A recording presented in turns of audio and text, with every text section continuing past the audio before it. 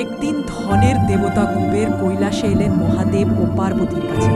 তিনি গর্ভভরে বললেন, আমার স্বর্ণমণ্ডিত প্রাসাদে দেবতাদের জন্য ভোজের আয়োজন করেছি, অনুগ্রহ করে আসুন।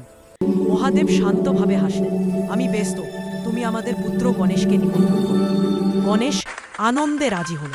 কুবের ভেবে নিয়েছিল ছোট্ট ছেলে, খুব বেশি খাবে না, কিন্তু ভোজ শুরু হতেই গণেশ একের পর এক থালা শেষ করতে লাগলো।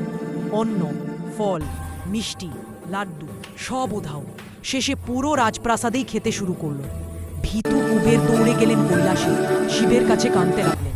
শিব মৃদু হেসে বললেন, গণেশের ক্ষুধা অহংকারে নয়, ভক্তিতে মেটে। পার হাতে দিলেন এক মুঠো ভাত আর তুলসী পাতা।